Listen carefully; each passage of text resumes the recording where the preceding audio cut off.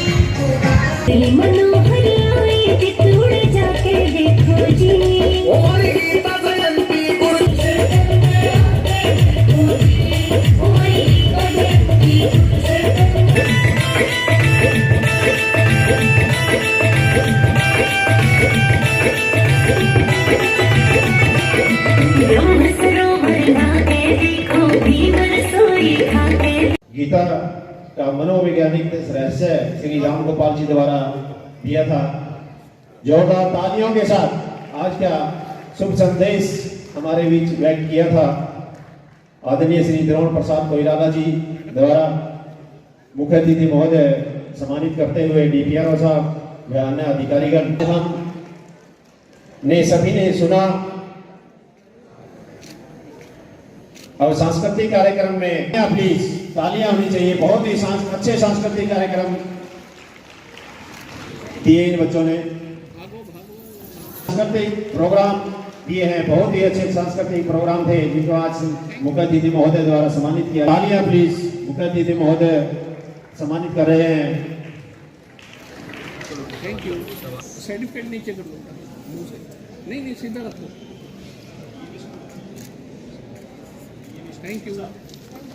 पहुंचने पर हार्दिक स्वागत अभिनंदन। Thank you. राधा नृत्य जिनकी प्रस्तुति थी, जिन्होंने प्रस्तुत, तालियां प्लीज, आपकी तालियां बजती रहनी चाहिए। Thank you. अब मैं का मनोवैज्ञानिक रहस्य बच्चों के लिए जोरदार तालियां। अंतर्राष्ट्रीय गीता महोत्सव में सेमिनार के दौरान इन बच्चों ने बहुत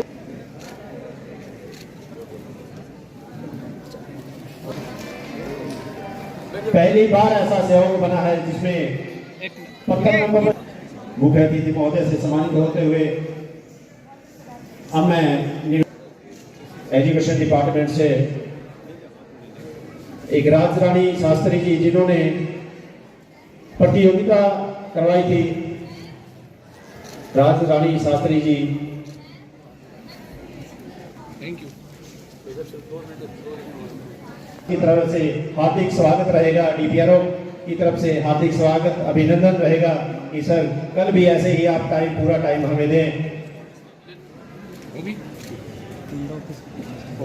गीते जय जय भगवती गीते हरि कमल विहारिणी हरि कमल विहारिणी सुंदर सुपुनीते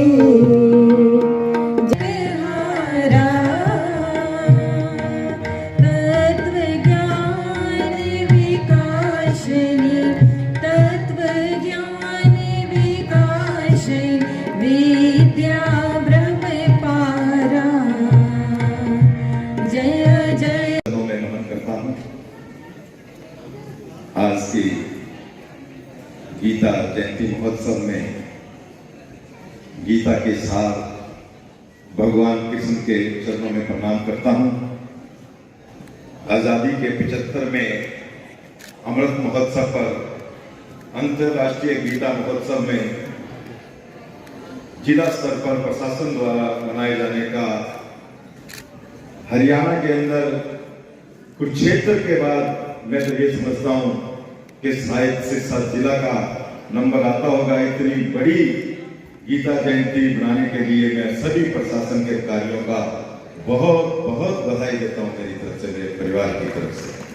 सभी प्रदर्शनी में भाग लेने वाले और सभी ने जो आज इतनी मेहनत कर इतना बड़ा अच्छा प्रोग्राम 2 दिन से चल रहा है, शायद कल का भी है, तो आप सभी को मैं मेरी तरफ से बहुत बहुत धन्यवाद करता हूं और बधाई देता हूं।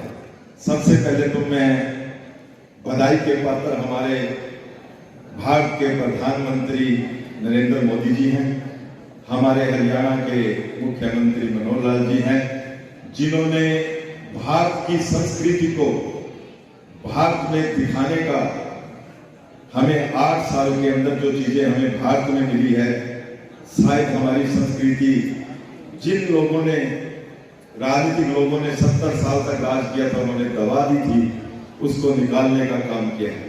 चाहे आज हम गीता जयंती पे जाएं, चाहे हम आज योगा पे जाएं, या दिव्य काशी भव्य काशी पे जाएं, या महाकाल में जाएं, या राम मंदिर में जाएं, ऐसी संस्कृति को जिन्होंने निकालने का काम किया है, मैं उनका बहुत बहुत आभार प्रकट करता हूं।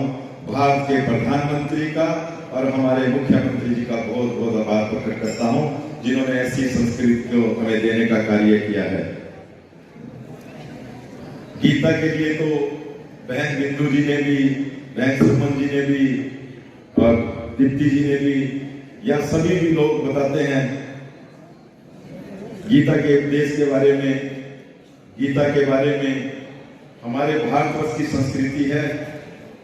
मैं भी यहाँ पर प्रश्न चल रहे थे तो मैंने भी एक प्रश्न यहाँ पूछ लिया, शायद सभी नेट देख रहे थे कि इसका जवाब क्या आएगा। हमारे हरिओम भारद्वाज जी भी लगे हुए थे, सभी मीडिया का छायाकार यहाँ पहुंचे, इनको भी प्रणाम करता हूँ। ये भी लगे हुए थे कि गीता के अंदर मेरी माँ कहती थी कि एक बार छोटी सी कहानी है कि पुरुष था, जब कभी किसी का भी नाम नहीं लेता था, ना कभी भगवान का नाम लेता था, चाहे उसने कोई पढ़ाई करी, कुछ भी किया, कहां तक पहुंचा, अंतिम समय तक पहुंच गया। और अंतिम समय में भी सभी घर वालों ने बुलाया गया, विद्वानों को बुलाया गया, पूछा गया कि इसके प्राण, जो प्राण सैया पे सो रहा है, इसके प्राण कैसे छूटेंगे। तो मां कहती थी कि जब उसको बुलाया गया तो उसकी एक बार उसकी बहन थी, उसके घर वाले का नाम था राम जी, तो उसको उसके सामने लाके खड़ा किया, शायद ये राम जी का नाम ले तो इसका प्राण निकल जाएंगे, लेकिन फिर भी उसने नाम लिया, कहती है अपने भर्तरी का घर वाला है। ऐसे गीता के अंदर मां कहती थी कि जब गीता के अंतिम समय में कोई प्राण सैया पे सो रहा है, उसके प्राण नहीं निकलते, उसको एक तुलसी का पत्ता और गंगा जल देकर 18वें अध्याय का पाठ सुना दो, उसके प्राण प्रभु में लीन हो जाएंगे। मैंने भी आज ये सवाल किया था कि अंतिम समय में कौन से जो प्राण निकलने के लिए पाठ सुनाया जाएगा, तो सभी सर्च कर रहे थे 18वां अध्याय है ये। तो गीता में वो शक्ति है, हमारे भारतवर्ष के अंदर हर जगह जो संस्कृति है उसको कोई उसका बखान नहीं कर सकते। आज तो हमारी संस्कृति को विदेशों में भी अपनाया गया है, ऐसी संस्कृति है। और आज यहाँ मैं आया जब ये इतनी प्रदर्शनियां लगी हुई है, अलग अलग प्रकार की प्रदर्शनियों में हमारे प्रशासन ने मेहनत की है। अलग अलग स्कूल से बच्चे, अलग अलग स्कूल के अध्यापक, उस टीचर को कितना गर्व होता है जब वो अपने बच्चे को कलाएं सिखाकर अपने स्टेज पर लाकर यहाँ खड़ी करती है और उनको फर्स्ट, सेकंड, थर्ड का इनाम मिलता है तो उनको कितनी खुशी प्राप्त होती है।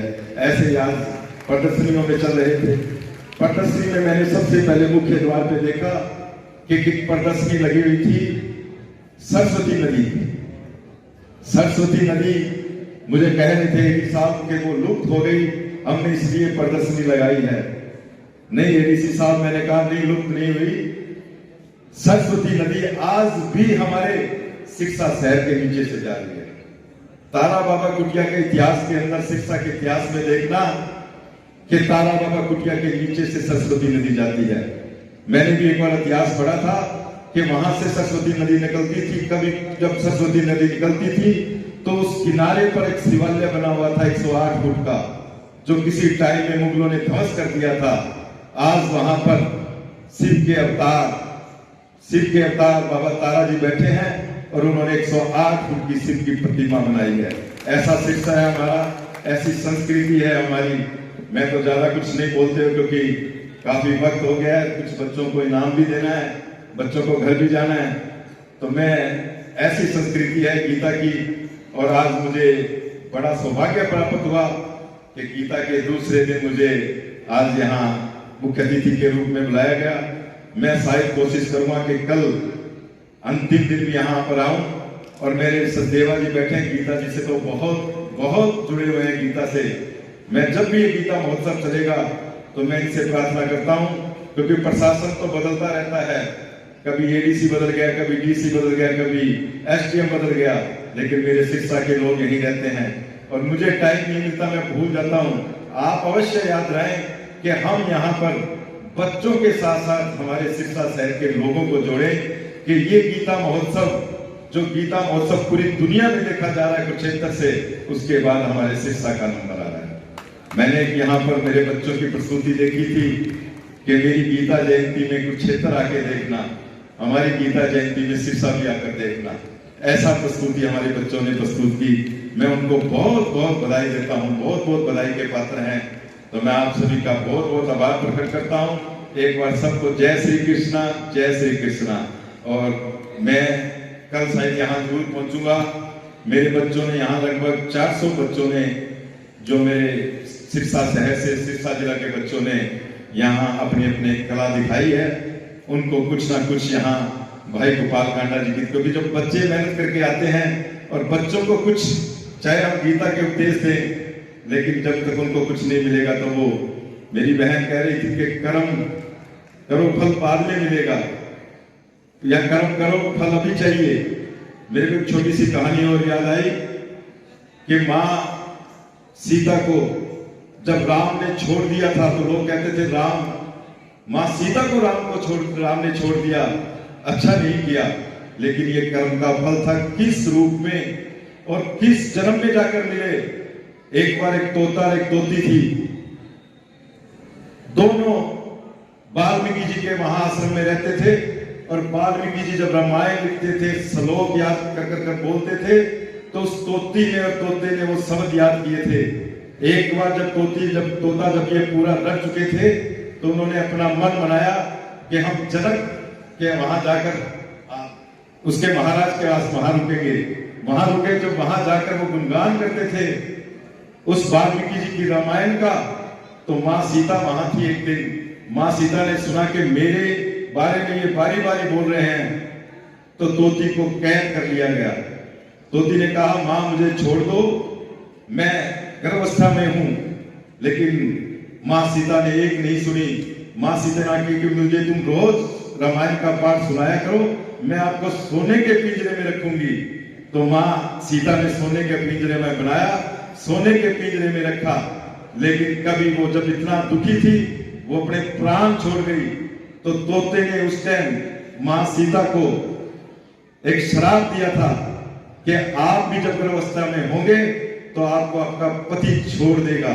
वो तोता धोबी के रूप में आया और मां सीता को राज्य छोड़ना पड़ा। तो कर्म है, ये कर्म हमारे बच्चों को सिखाएं, हमारे परिवार के सदस्य हैं, हमारे बच्चों को सिखाएं, पता नहीं किस जन्म में कब भोगने पड़े। ऐसी गीता का ये श्लोक, गीता के पाठ, जहां से गीता जुड़ी है, जहां से हमारी संस्कृति जुड़ी है, आज हमें मौका मिला है।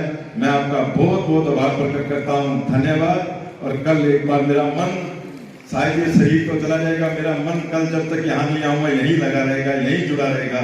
मेरा मन था कि मैं जोत प्रेरित करके जाऊं। आज बहुत प्रोग्राम थे, क्योंकि बहुत शादियां हैं, बहुत, क्योंकि राजनीति में ऐसा ही होता है कि नहीं जाते तो लोग कहते हैं आता नहीं है।